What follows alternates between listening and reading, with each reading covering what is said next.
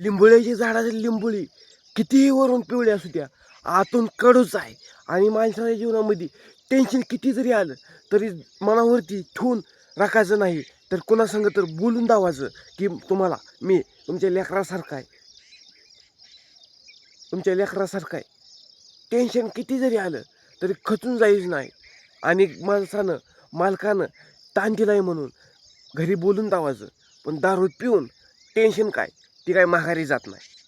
दारू पिऊन का टेन्शन माघारी जात नाही. मग ही काय करतो, टेन्शन ताणतणाव दिलं म्हणून दारूच पिऊन येतो घरी डायरेक्ट. डायरेक्ट ती म्हणायचं मला टेन्शन आहे बाबा, मला काय बोलू नका, हे करू नका, माझं असं असं आहे मागं, मला मालकानं ताणतणाव दिलाय, हे केलं, असं असं झालं. आणि ही डायरेक्ट दारूच पिऊन येतो. म्हणजे ही टेन्शन झालं का? तुझं टेन्शन घरच्या फॅमिलीला, घरच्या लेकरा बाळासनी, घरच्या बायकोला ताणतणाव, तिचा तणाव तरी वेगळाच आणि आपला तणाव तरी वेगळाच. ह्या तणावामुळं आपल्या छातीचं, हृदयाचं 3 कप सुधी, डावा कपा, उजवा कपा, पुढचा कपा, मागचा कपा, ही कप्यानं 3 कप्यानं पूर्णपणे आपण काय करतो ती समजून झालंय. आणि घरच्याशनी पण काय समजून झालाय, दारू पुढं पर्यायच नाही तुला. तर ह्याच्यामुळंच शरीरामध्ये टेन्शननं ब्लॉकेजचं निर्माण व्हायला लागलं. आणि ब्लॉकेज झाल्याने आपण काय करतोय कळेना. आणि ब्लॉकेजमुळं आपण कमजोर होऊन ही झालं. आणि ब्लॉकेज निघलं आणि डॉक्टरला पहिलं म्हणतो किती निघलं ब्लॉकेज, डॉक्टर म्हणतो 3-4 निघलं. पण ती 3-4 ब्लॉकेज निघलं हे ह्याच्या तणावामुळं. पण तणाव तुला निघला ब्लॉकेज, घरी बसला 5-4 दिवस, 9 महिनाभर तुझं टेन्शन का, तर ह्याला ब्लॉकेज आहे, आजारी आहे. आजारी कशानं पडला, टेन्शननं पडला. ह्याला ब्लॉकेज कशानं झालं, दारून झालं. तणाव कशानं आलं, तर टेन्शननं आलं. त्या टेन्शनला पर्यायच नाही म्हणून ही पिऊनच येतोय रोज. म्हणून आपण पिऊन येतोय म्हणून घरच्याचनी पण टेन्शन. आणि दारू पिऊन स्वतः काय करतोय स्वतःला पण समजेना. स्वतः पण समजेना आणि आपण काय करतोय ते आपल्याला होऊन समजेना. आणि केलेला प्रयत्न कधी तो माघारी घेतोय का नाही ही होऊन काय कळेना. ताणतणाव ऑफिसवर दिला म्हणून डायरेक्ट येऊन बायकोवरलाच रबका होतोय, बायकोलाच शिवाय देतोय. ही टेन्शन झालं. स्वतः काय करतोय दारू पिऊन समजेना आणि दुसऱ्याला चालतोय रस्त्याने चालता चालता दारू पिऊन, स्वतःला समजेना काय चाललंय आणि काय करावं. आणि आपल्याला प्रयत्न केलेला म्हणून कधी वाया जात नाही. आणि डायरेक्ट आजच्या जमाने म्हणून 4 कारणामुळं माणसं बोलायची कमी झाली. 1 मोबाईल, दुसरं टेन्शन, तिसरं कोणाला काय सांगायचं आपलं कोण हलकं करत नाही, चौथं कोण नाही आपल्यासारखं, आपलं दुःख कोणाला सांगून उपयोग नाही. दुःख कोणाला सांग नका तुम्ही, घरातल्याला तर सांगचाल का नाही. घरातल्याला, घरातली तर करतील का नाही निवारण करतील नाही. टेन्शन किती जरी आलं तर संपूर्ण हे आपल्या घरातला उपस्थित राहतंय म्हणून कोण नाही. आणि बघता बघता त्यांच्याकडे बघून जागा आणि एक लाईक आणि एक सबस्क्राईब बेल आयकॉनचा घंटा वर प्रेस करा. आणि इंस्टा पेजला जाऊन फॉलोअर्स करायला विसरू नका. आणि जिंदगीमध्ये टेन्शनाचा फेरा फिरला म्हणून काय आपण राहते का नाही काय माहीत नाही, पण केलेला प्रयत्न दारूमुळेच आपण होऊन कमजोर झालोय. हेच मुख्य कारण, आपला प्रयत्न ह्यामुळं कमी झाला. मुख्य कारणाचा प्रयत्न काय, बोलत जा बोलत नाही आपण, मनावरती तोंड आंबट करून बसतोय, तोंड असं करून बसतोय, कोणाला काय बोलू का नग, कोणाला काय बोलू का नग. सावरायला तर कोणच नाही, सावरायला तर कोण पाहुणं नाही ती, दोस्त नाही ती, फक्त मायबापच कौशिक आहे ती, नाही तर कोण नाही. स्वतःचं दुःख स्वतः सावरावं लागतंय. आणि पाहुणं फिरणं जरी असलं तर त्यांचं काय, त्यांच्या मागं किरकिरा, आपल्या मागं आपली किरकिरा, त्यांचं टेन्शन येतं म्हणून त्यांच्या घरच्या फॅमिलीला ताण, आपल्या घरच्याला येतोय म्हणून आपल्या घरच्याशनी ताण. आणि दारू पिऊनच ही डायरेक्ट येतोय आणि घरी डायरेक्ट ती शिवाय देतोय, टुपली फेकून देतोय रस्त्याच्या खाली. आणि बघणारी माणसं काय बगलती ती, बोंबलती ती. ही तुझं टेन्शन झालं. आणि तुझ्या टेन्शनमुळं ही घरची कमजोर झाली. आणि तुझ्या टेन्शनमुळं लहानी लेकरं सुद्धा जवळ येणार का, तर दारू पिऊन आला माझा बाप. ही मुख्य कारण तुझं एक. ह्याच्यामुळंच आपल्या जिंदगीची रांगोळी झाली. आणि दारूमुळं भिकारी झाला. आणि भिकारी झाल्यामुळं रुपया सुद्धा नाही, लोकांच्या घाणीतनं काम करतोय. आणि 200 रुपयासाठी हिळबळ लोकांची धुणी धुतोय.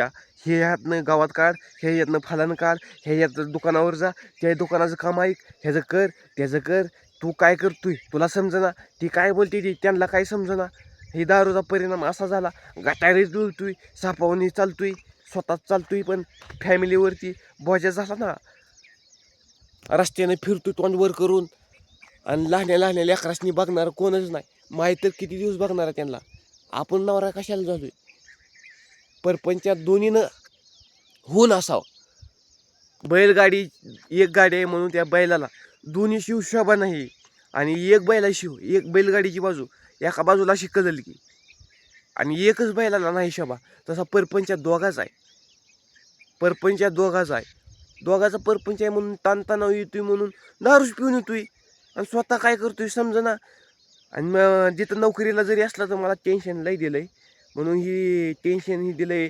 मग टेन्शन दिलंय म्हणून तू काय म्हणत नाही मला टेन्शन लई आलंय, झोपावं निवांत बसावं फिसावं, काहीच नाही. तू टेन्शन आलंय म्हणून शिवाय देतून काम कमी, बोलणं ज्यादा आणि बोलणं कमी, रपकवतो कमी. स्वतः समजून घेणार आणि दुसऱ्याला काय समजून घेणार. तुझ्या ह्या मुख्य कारणामुळेच तू टेन्शननं पाक बहिर झाला. आणि आजच्या जमान्याला मुख्य कारण टेन्शन, आणि आजारी पडायचं कारण काय? एक मुद्दा डिप्रेशन, टेन्शन. नंबर 2 मुद्दा आपण काय करतोय आपल्याला समजना.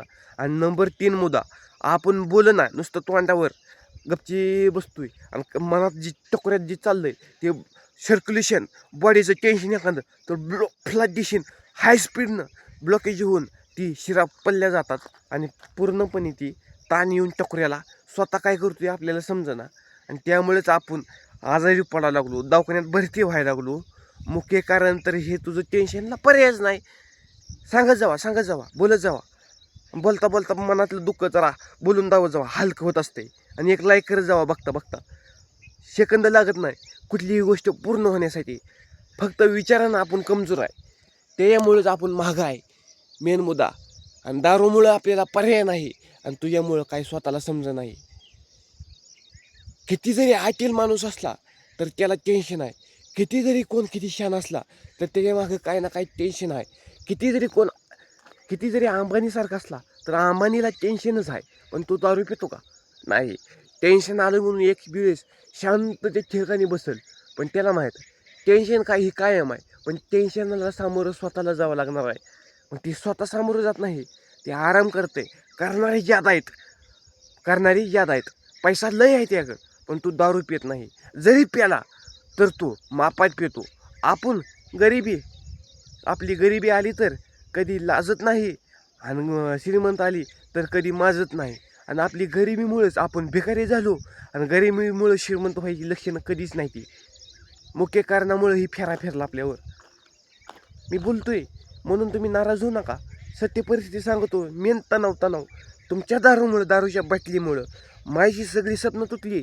तर पोराच्या हातात दारूचा गाला शोभत नाही असं मन आहे, पण मनामुळं बापच आधी दारू पिऊन पंगात होतो. ओम नमः शिवाय, हर हर शंभो.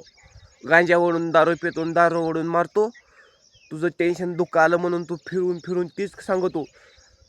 अहो दारू कुरी पिली काय, आणि त्यात पाणी उतरून पिली काय, ती पोटेच जळती. आणि दारू थोडी काय पिली काय, आणि लई जरी पिली काय, तो व्यसनच दावून देतो की माणूस हा व्यसनामुक्त नाही होणार. दारूनच पैसे घालून पाक बरबाद झालो. हे मुख्य कारण तुमचं. ह्याच्यामुळेच तुम्ही रात्रीचा दिवस आणि दिवसाची रात्र कशी उगवती हे तुम्हाला कळना. आणि दारूच्या कारणामुळं स्वतःच्या हिमतीवरती भरोसा नाही, आणि लोकांवरती भरोसा करून पैसे कमवणं, पैसे घालवतो. 4 बिवडे येते 3-4 बिवडे संगत जातो अशी मी म्हणत नाही, सगळी सारखीच असतात. ताणतणाव काय कोणाला काय हाय, कोणाच्या मागं लपडा काय ना काय हाय, कोणाच्या शेतीची भांडणं आहे ती, कोणाच्या मागं काय ना काय, कोणाला तणाव आहे. घरची फॅमिली काही जणांची राहत नाही, काही जणांची शिवाय देते, काही जणांचे मायबापाचं टेन्शन आहे. मायबापाचं मुद्द्यानं टेन्शन कमी नाही, तुझ्या मुद्द्याने तुझं टेन्शनच वाढलं आहे. मायबाप तुझ्या जिंदगीला हे पुरणार नाहीत. 70च्या पुढं मायबाप गेले, त्यांना दोष देऊन उपयोग नाही. ही मेन तुझा मुख्य कारण आहे. सविस्तर स्पष्टीकरणात सांगतो तुला. तू आधी सुधर, फॅमिली जप, तवाच परपंचा रस्त्यावर यायचा तिथं हायसा राहत असतो. आणि तुझ्या रोजच्या दारूच्या बाटलीमुळं पर्यायच नाही तुला दारूमुळं. पण भिकारी होऊन बायकोला, आपण लेकरासनी बघ ना, बोल ना, दारू पिऊन येतोय, इळभर पितोय, आणि संचाला टांगा ठेवून झोपतोय, उठतोय, पुन्हा ज्याला खातोय का नाही काय माहीत, जातोय दारू पिऊन येतोय, टांगा ठेवून बसतोय. तुला काहीच कळना, आणि घरच्यांशी पण काय कळना. आणि आपण काय करतोय ते आपला प्रश्न तुझ्यापुरते उपस्थित नाही. आणि दुसऱ्याला सांगतो, अरे असं नाही, अरे तू नीट हो रे, तेव्हा नीट कुठेतरी मिळ लागत असते. हाताही टाळी तेव्हाच वाजती, दोन्ही हाती एकाला थडकतात. आणि परपंच पण तेव्हाच घडत असतो, पत्र्यावर पत्रा, जेव्हा संघ फॅमिलीचा मेळा असतो. एक गोष्ट कायम राहू दे, फॅमिली शोभा नाही आणि तुझ्याशिव फॅमिलीला शोभा नाही, आणि फॅमिलीशिव लेकरासनी आधार नाही, आणि परपंच्या वाट्यावरती पडल्यावर हसू व्हायला उशीर लागत नाही. ध्यानात राहू दे. हा.